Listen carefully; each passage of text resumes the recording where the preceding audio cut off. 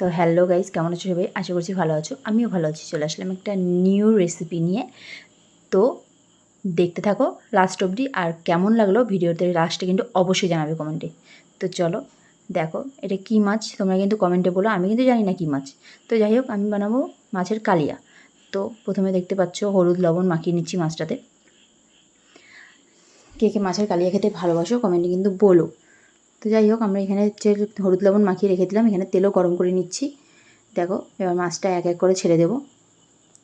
আমার বর কিন্তু এই মাছটা খেতে পছন্দ করে না, তো দেখো কালিয়া করে দিলে কিন্তু একদম সব খেয়ে নেবে চেটেপুটে।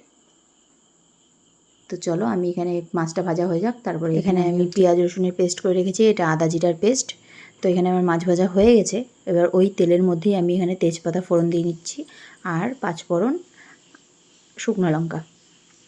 তো এটা ফোড়ন দেওয়ার পর আমি এখানে পেঁয়াজ রসুনের পেস্টটা দিয়ে দিলাম। পেঁয়াজ রসুনের পেস্টটা ভালো করে নেড়ে নিয়ে তার মধ্যেই দিয়ে দেবো আদা জিরা বাটাটা, আদা জিরার পেস্টটা দিয়ে দেবো। তো এই দেখো আদা জিরার পেস্টটাও দিয়ে দিলাম। তো এটাকে এবার ভালো করে নেড়ে নিতে হবে, ভালো করে নাড়তে হবে কিন্তু, তোমরা কিন্তু ভালো করেই নাড়বে। তারপরে এখানে স্বাদ মতো লবণ, হলুদ, কাশ্মীরি লঙ্কার গুঁড়ো সব দিয়ে দেবে এক এক করে। তারপর এটাকে ভালো করে নেড়ে নেবে, ভালো করে কষবে। আমি এখানে একটু জল এড করেছি, তোমরা চাইলে করতে পারো, নাও করতে পারো। আমার মনে হলো একটু লাগবে, সেজন্য আমি দিয়েছি। তো যাই হোক, তারপর এটাকে ভালো করে কষবে। কষার পর